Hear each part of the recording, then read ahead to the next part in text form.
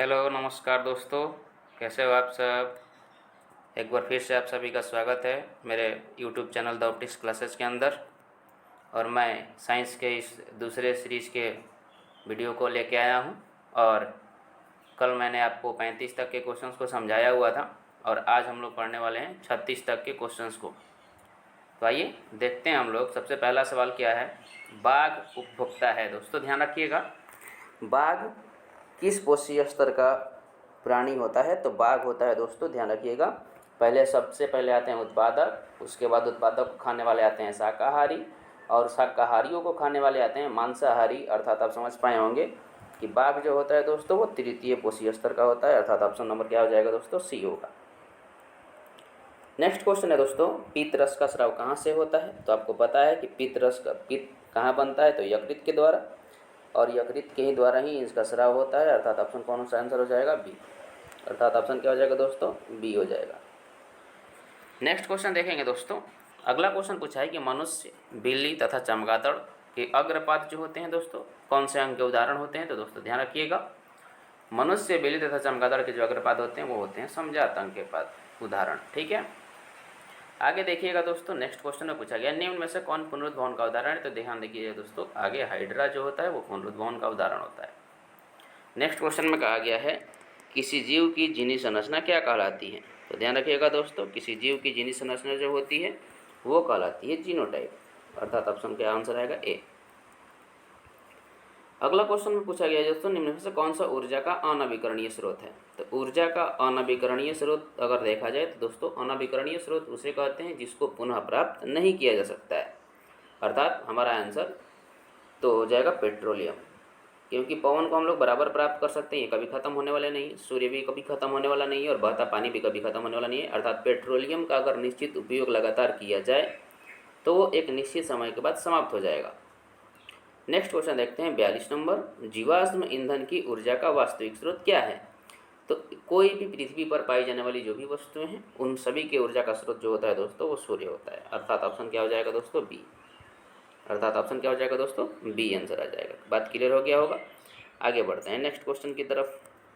जो दहन कर उष्मा उत्पन्न करते हैं वो क्या कहलाते हैं दोस्तों। तो जो दहन करके उष्मा उत्पन्न करेंगे वो ईंधन कहलाते हैं। अर्थात हमारा आंसर क्या आ जाएगा दोस्तों, बी आ जाएगा। नेक्स्ट क्वेश्चन आपसे कहा गया है दोस्तों यूरो 2 का संबंध किससे है। तो यूरो का कोई भी संबंध अगर पूछा जाए, यूरो 2, यूरो 3, यूरो 4, तो ये सारे क्वेश्चंस का आंसर आते हैं वायु प्रदूषण।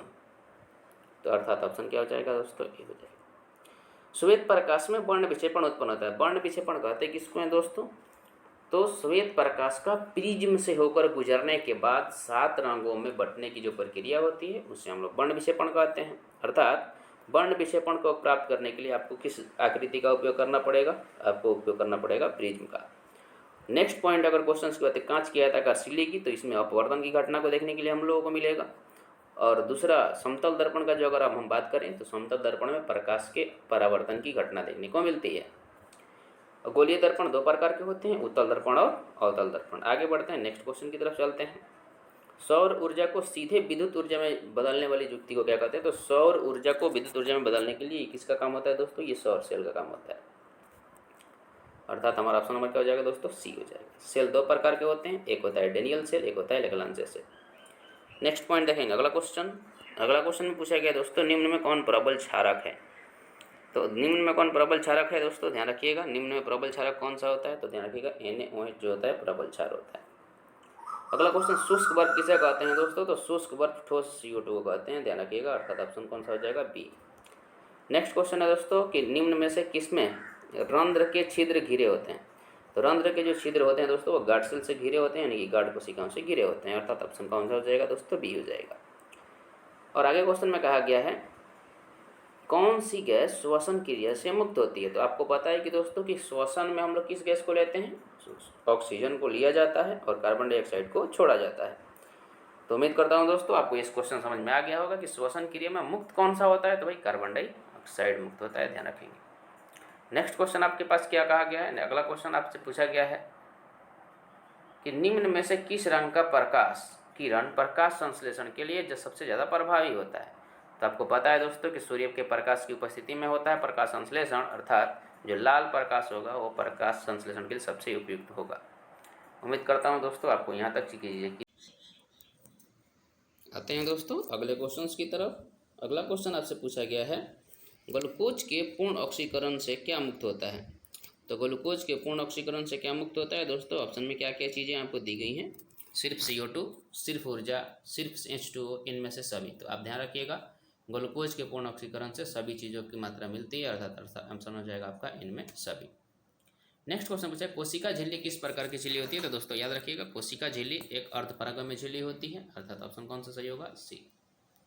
नेक्स्ट क्वेश्चन में आपसे पूछा गया है कि एटीपी का विस्तारित रूप क्या होता है दोस्तों, ध्यान रखिएगा। एटीपी का विस्तारित रूप की अगर बात करें तो एटीपी का जो विस्तारित रूप होता है एडिनोसिन ट्राइफास्फेट होता है दोस्तों, ध्यान रखिएगा क्या होगा, एडिनोसिन ट्राइफास्फेट। देखिएगा दोस्तों यहाँ पे एडेनिन लिखा हुआ है जो कि गलत है, अर्थात ऑप्शन नंबर कौन सा सही है, इसका आंसर सी बिल्कुल क्लियर होगा, एडिनोसिन ट्राइफास्फेट, अर्थात ऑप्शन कौन सा हो जाएगा, आंसर सी। आइए देखते हैं अगले क्वेश्चन की तरफ चलेंगे हम लोग। नेक्स्ट क्वेश्चन आपका क्या है, अगला क्वेश्चन आपका है, नेक्स्ट क्वेश्चन आपका ये है कि स्टार्च की उपस्थिति की जांच के लिए किस विलयन का उपयोग होता है। तो याद रखिएगा दोस्तों, स्टार्च को हम लोग देखने के लिए अब उपयोग करते हैं आयोडीन का। नेक्स्ट क्वेश्चन है आपका, नेक्स्ट क्वेश्चन आपका ये है कि प्रकाश संश्लेषण की दर निम्न में से किन किन बातों पर निर्भर करती है। तो प्रकाश के गुण पर और प्रकाश की मात्रा पर, और आपका आंसर हो जाएगा दोस्तों प्रकाश के गुण पर भी और प्रकाश की मात्रा पर भी, अर्थात ऑप्शन क्या आंसर आएगा, ऑप्शन नंबर सी। आपका आंसर क्या हो जाएगा दोस्तों, ऑप्शन नंबर सी हो जाएगा, ए और बी दोनों। नेक्स्ट क्वेश्चन पूछा गया, CaOCl2 का प्रस्तावित नाम क्या है, साधारण नाम क्या होता है। तो CaOCl2 दोस्तों विरंजक चूर्ण का फॉर्मूला होता है। अगर इसकी हम बात करें हिंदी में तो इसका हिंदी में नाम होता है कैल्शियम ऑक्सीक्लोराइड, यानी साधारण नाम हो गया वो विरंजक चूर्ण का CaOCl2 फार्मूला हो गया, और रासायनिक नाम की अगर बात करें तो उसको बोलते हैं कैल्शियम ऑक्सीक्लोराइड। नेक्स्ट क्वेश्चन पूछा गया है दोस्तों कि आयोडीन युक्त नमक को आयोडीन युक्त बनाने के लिए मतलब क्या क्या मिलाना पड़ता है। तो ध्यान रखिएगा दोस्तों, पोटेशियम आयोडाइड मिलाते हैं हम लोग। तो पोटेशियम आयोडाइड और पोटेशियम यहाँ पे दिया, पोटेशियम आयोडाइड और ऑक्साइड के बारे में दोनों, तो अर्थात ऑप्शन हो जाएगा ए और सी दोनों। हमारा आंसर क्या हो जाएगा दोस्तों, सी।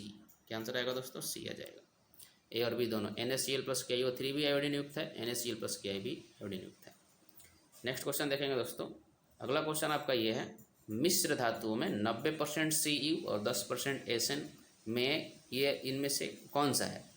तो सीसा और तांबा और टिन का मिश्रण जो होता है वो दोस्तों होता है कांसा, अर्थात ऑप्शन कौन सा हो जाएगा दोस्तों, डी। क्या आंसर आएगा दोस्तों, डी आंसर आ जाएगा। कांसा जो होता है वो कॉपर और टिन का मिश्रण होता है। चलते हैं अगले क्वेश्चन की तरफ। अगला क्वेश्चन में क्या है दोस्तों, ध्यान रखेंगे, ऑक्सीजन गैस के एक अणु में दो परमाणुओं के बीच कितने बंधन बनते हैं। तो ध्यान रखेंगे, ऑक्सीजन द्विबंधन तत्व होता है दोस्तों, अर्थात ऑक्सीजन में कितने बंधन बनेंगे, 2। नेक्स्ट क्वेश्चन पूछा गया है कि यशद पुष्प क्या है। तो यशद पुष्प क्या है, ध्यान देंगे अगले क्वेश्चन की तरफ। यशद पुष्प किसे कहते हैं दोस्तों, तो ZnS को हम लोग जसद पुष्प कहते हैं, ZnS को हम लोग जसद पुष्प कहते हैं, यह ध्यान रखेंगे। अगला क्वेश्चन दोस्तों कहा गया है कि उच्च वसीय अम्लों के सोडियम लवण क्या कहलाते हैं। तो दोस्तों ये ध्यान रखिएगा, ये साबुन कहलाते हैं। क्या कहलाते हैं दोस्तों, साबुन कहलाते हैं उच्च वसीय अम्ल के सोडियम लवण। साबुन और अपमार्जक में अंतर को ध्यान रखेंगे आप लोग, साबुन और अपमार्जक में अंतर पेपर में पूछा जाता है। अगला क्वेश्चन पूछा गया है दोस्तों, नेक्स्ट क्वेश्चन में है कि निम्नलिखित में से कार्बोनिल समूह का संकेत कौन सा है। तो कार्बोनिल समूह याद रखिएगा दोस्तों, कार्बोक्सिलिक अम्ल, जिसका संकेत होता है सिंगल बॉन्ड COOH, अर्थात ऑप्शन कौन सा आंसर, बी। निम्न क्वेश्चन पूछा गया अगला, निम्नलिखित कार्बनिक यौगिकों में कौन सा यौगिक एल्काइन है। अच्छा, कुछ क्वेश्चंस को ऊपर वाले में देख लेते हैं दोस्तों। 63 नंबर के सवाल ऑप्शन ए में है सिंगल बॉन्ड CH जो कि एल्डिहाइड का है, डबल बॉन्ड CO जो दिया है वो दोस्तों कीटोन का है, और डबल बॉन्ड O जो दिया है वो उसको हम लोग बोलते हैं ईथर। बात क्लियर हो गया होगा, चारों ऑप्शन को हमने समझाया हुआ है। आगे, निम्नलिखित कार्बनिक यौगिकों में कौन सा यौगिक एल्काइन है। एल्काइन दोस्तों एसिटिलीन होता है। एल्काइन कौन होगा दोस्तों, एल्काइन का पहला तत्व जो आता है वो पहला यौगिक आता है एसिटिलीन का होता है। ठीक है, आते हैं अगले क्वेश्चंस की तरफ। अगला क्वेश्चन दर्पण से संबंधित है और प्रतिबिंब संबंधित क्वेश्चंस दिए गए हैं।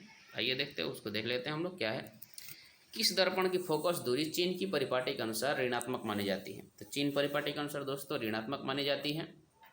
तो तो ऋणात्मक किसका फोकस दूरी होता है? तो ध्यान रखना अवतल दर्पण की फोकस दूरी ऋणात्मक होती है और उत्तल दर्पण की फोकस दूरी धनात्मक होगी और समतल दर्पण की फोकस दूरी क्या होगी दोस्तों? अनंत होती है। अवतल दर्पण में आवर्धित काल्पनिक प्रतिबिंब बनाने के लिए वस्तु को कहाँ रखा जाता है? तो आवर्धित और काल्पनिक, ध्यान रखिएगा दोस्तों, दर्पण के पीछे रखना। जब वस्तु का प्रतिबिंब बनता है तो उसको कहाँ रखना पड़ेगा? ध्रुव और फोकस के बीच में, अर्थात ऑप्शन कौन सा आंसर सही होगा? ए। प्रकाश के अपवर्तन के कितने नियम हैं? तो अगर आपको प्रकाश के अपवर्तन पूछे चाहे वो परावर्तन पूछे, सेम बात है भाई दोस्तों, दोनों में दो दो नियम होते हैं। आगे देखते हैं अगला क्वेश्चन, किस माध्यम का अपवर्तनांक क्या होता है? किसी माध्यम का अपवर्तनांक क्या होगा दोस्तों? तो आपको पता ही है कि साइन आई बटा साइन आर को अपवर्तनांक कहा जाता है और इसे ही स्नेल का नियम भी कहा जाता है। अगला क्वेश्चन पूछा गया है कि लेंस की क्षमता का SI मात्रक क्या है? तो आपको पता होना चाहिए कि लेंस की क्षमता का SI मात्रक जो होता है दोस्तों क्या होता है? डाईऑप्टर होता है। और अगला क्वेश्चन पूछा गया है डाईऑप्टर या इमीटर इनवर्स दोनों लेंस की क्षमता के SI मात्रक होते हैं, ध्यान रखना। अवतल लेंस में आवर्धन किसके बराबर होता है? तो लेंस में आवर्धन बराबर होते हैं V/U के, तो आपका आंसर क्या हो जाएगा? Option C. और दर्पण में पूछेगा आवर्धन का फॉर्मूला -V/U लिखेंगे दोस्तों। आशा करता हूँ दोस्तों ये 70 क्वेश्चंस आपको कंप्लीट हो गए होंगे। आइए चलते हैं अगले क्वेश्चंस की तरफ, देखते हैं अगले क्वेश्चंस में क्या क्वेश्चंस बचे हुए हैं। आइए दोस्तों देखते हैं अगले क्वेश्चन नंबर 71, हीरे का अपवर्तनांक कितना होता है? तो ये दोस्तों आपको ध्यान रखना है और एक इम्पोर्टेंट सवाल है कि हीरे का अपवर्तनांक जो होता है दोस्तों वो होता है 2.42, 2.42, अर्थात आपका ऑप्शन कौन हो जाएगा दोस्तों? Option number D. ऑप्शन क्या हो जाएगा? डी। एक नेक्स्ट क्वेश्चन है आपका, एक प्रिज्म कितने सतहों से घिरा होता है? तो ये क्वेश्चन बहुत बार पूछा हुआ है दोस्तों, ये ध्यान रखिएगा। एक क्वेश्चन, एक प्रिज्म कितने सतहों से घिरा होता है? तो एक प्रिज्म 5 सतहों से घिरा होता है। नेक्स्ट क्वेश्चन देखेंगे, अभिक्रिया जिसमें आयनों का आदान प्रदान होता है क्या कहलाता है? तो आयनों का आदान प्रदान होने की वाली अभिक्रिया को हम बोलते हैं द्विविस्थापन अभिक्रिया या फिर उभय विस्थापन अभिक्रिया। ध्यान रखिएगा दोस्तों, उभय विस्थापन और द्विविस्थापन सेम बात है। अगर इन्हें कि क्वेश्चन ये आए और आप उभय विस्थापन ऑप्शन में हो तो आप गलत मत करिएगा, वो द्विविस्थापन को ही उभय विस्थापन कहा जाता है। नेक्स्ट क्वेश्चन में देखेंगे कौन सा समीकरण संतुलित नहीं है? तो आपका ऑप्शन जो है डी जो है वो अब समीकरण संतुलित नहीं है। संतुलित समीकरण वह समीकरण होते हैं जिनमें अभिकारक एवं प्रतिफल दोनों ओर के परमाणुओं की संख्या समान होती है। और असंतुलित समीकरण आपको जस्ट इसका उल्टा दिखाई देगा कि वैसे समीकरण जिनके अभिकारक एवं प्रतिफल के बीच परमाणुओं की संख्या समान नहीं हो। तो आप देखेंगे ध्यान से, यहाँ पे 2 दूनी 4 हाइड्रोजन और 2 ऑक्सीजन, यहाँ पे भी 4 हाइड्रोजन 2 ऑक्सीजन, 2 KCl यहाँ पे भी है, 2 KCl यहाँ पे भी है, 3 दूनी 6 ऑक्सीजन यहाँ पे, 6 ऑक्सीजन बगल में भी है, ये सब बराबर चल रहे हैं। H2Cl2 मिल के 2HCl होते ही हैं, ये बिल्कुल संतुलित हैं। अर्थात आपका ऑप्शन डी जो बच रहा है वो बिल्कुल संतुलित नहीं है। यहाँ पे देखिएगा PB1, यहाँ पे PBO हो गया है, ठीक है। यहाँ पे NO3, यहाँ पे NO2 है, बिल्कुल गलत हो गया। अब ध्यान से देखेंगे अच्छी तरीके से। अगला पॉइंट है देखेंगे, अगला क्वेश्चन पूछा कि किसी उदासीन विलयन का pH मान कितना होता है? तो दोस्तों आपको पता है कि उदासीन विलयन का pH मान कितना होता है? 7। उदासीन विलयन का pH मान कितना होता है दोस्तों? 7 होता है। और 7 होता है, और 7 किसका pH मान है? तो आप ध्यान रखेंगे जल का pH मान 7 होता है। किसका pH मान 7 होता है दोस्तों? जल का pH मान 7 होता है। नेक्स्ट क्वेश्चन देखेंगे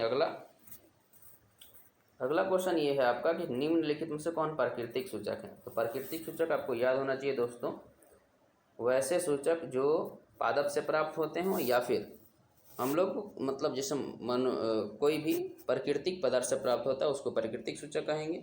सूचक वे होते हैं दोस्तों जो अम्ल क्षार की पहचान करते हैं। अर्थात ये आपका आंसर क्या हो जाएगा? प्राकृतिक सूचक में हल्दी और फिनोप्थैलिन और मेथिल ऑरेंज जो होते हैं दोस्तों वो मानव निर्मित, उसको हम लोग बोलेंगे मानव निर्मित सूचक, ठीक है, कृत्रिम सूचक। बात क्लियर हो गया होगा। आगे क्वेश्चन पूछा गया है धोबिया सोडा का रासायनिक सूत्र क्या है? तो धोबिया सोडा का रासायनिक सूत्र जो होता है वो होता है जिसमें 10 H2O लगे हुए हैं दोस्तों, वही होता है धोबिया सोडा। मतलब धोना है तो 10 बार धोना है। कितनी बार धोना है? 10 बार। 10 को जल के साथ में धो दीजिए, तो 10 को जल के साथ धोएंगे तो 10 H2O लगा हुआ है। देखिए सब में सेम लिखा हुआ है, Na2CO3 सबके अंदर है, लेकिन H2O में ही गड़बड़ है। तो आपका क्वेश्चन में भी यही पैटर्न आप फॉलो होता है कि H2O सब अलग अलग रहेंगे, 7 गो 5 गो 2 गो, एक भी नहीं रहेगा, ठीक है। तो Na2CO3 × 10H2 जिसमें लगा है वही आपका क्या है दोस्तों? आंसर है। नेक्स्ट क्वेश्चन पूछा गया निम्न कौन विजातीय यौगिक है। क्वेश्चन ऑप्शन में क्या क्या है, खड़िया, चूना पत्थर और संगमरमर। ये तीनों का फार्मूला दोस्तों सेम होता है, जिसका होता है CaCO3। और प्लास्टर ऑफ पेरिस जो है ये बिल्कुल अलग है, इनसे अलग विजातीय यौगिक के रूप में छट जाएगा। आगे क्वेश्चन पूछा गया सबसे कठोर पदार्थ कौन सा है। प्राकृतिक पदार्थ की बात करें तो दोस्तों सबसे कठोर पदार्थ जो होता है हीरा होता है। नेक्स्ट क्वेश्चन पूछा गया है कि कौन से आयन जो होते हैं लाल लिटमस पत्र को नीला कर देते हैं। तो लाल को नीला करने का काम किसका है दोस्तों, ये क्षार का काम है। और क्षार में क्या होते हैं OH- आयन, और अम्ल में क्या होते हैं H+ आयन। ध्यान रखेंगे दोस्तों। तो आशा करता हूँ दोस्तों कि आपको 80 क्वेश्चन जो भी हमने कराया हुआ है आपको ये बहुत बेहतरीन तरीके से समझ में आया होगा। यदि आपको ये मेरा कंटेंट बेहतर लग रहा है तो प्लीज़ वीडियो को लाइक, शेयर एंड सब्सक्राइब जरूर करें और अपने दोस्तों को बताएं कि किस तरीके से आपको साइंस की तैयारी करनी चाहिए। तो चलिए चलते हैं, आज की क्लास यहीं तक रहेगी। तब तक के लिए जय हिंद।